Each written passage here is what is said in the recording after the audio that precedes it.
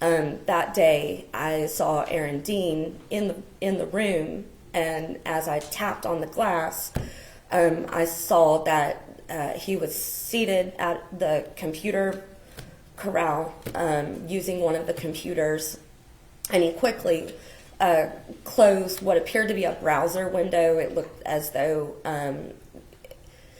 I couldn't be 100% sure what he was looking at, but it appeared to be like pictures of scantily clad women. He came to the door and let me in. I walked through the door. I set my bag. It had my laptop and my suit in it on a club chair just next to the door, and I walked into the room. There were a lot of conference tables and chairs in the room, and on one of those tables was that morning's edition of the Shorthorn, which is the campus newspaper at UT Arlington.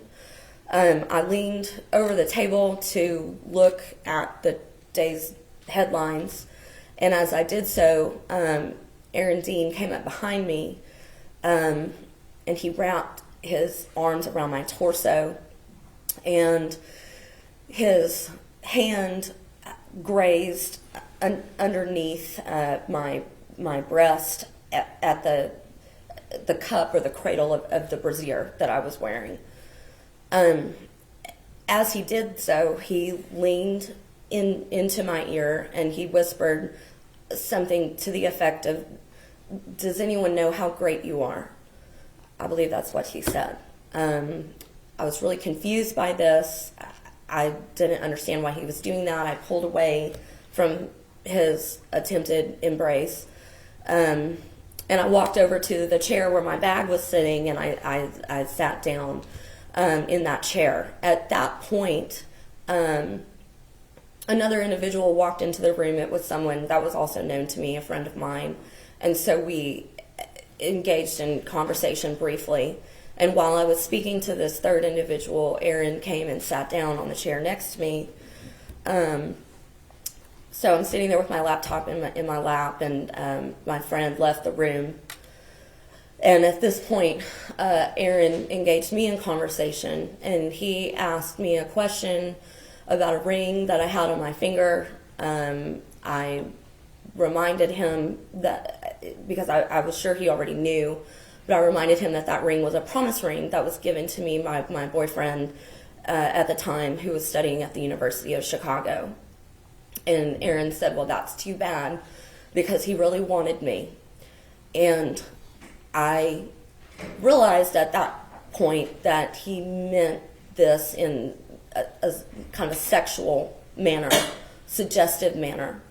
And so I was a little taken aback. I asked him how long he felt that way. And he said probably since he had seen me at a student leadership banquet earlier that year.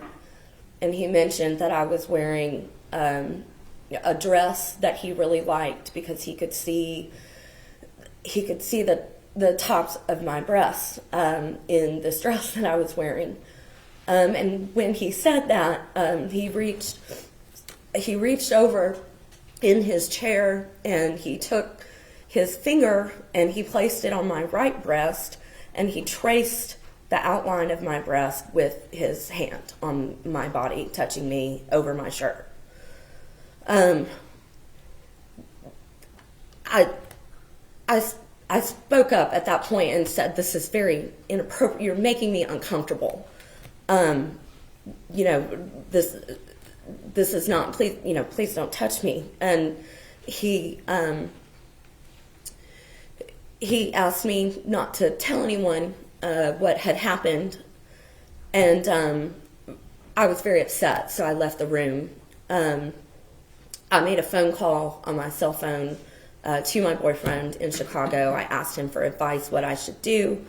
He suggested that I walk across the street to the student union, Davis Hall, and connect with an adult that I trusted downstairs in student leadership. And the adult that I trusted was Tammy Tucker, who was head of judicial affairs at the university. And Tammy advised me that I should take a ride with one of her staff to the campus police department. And so I did. And so I made a report.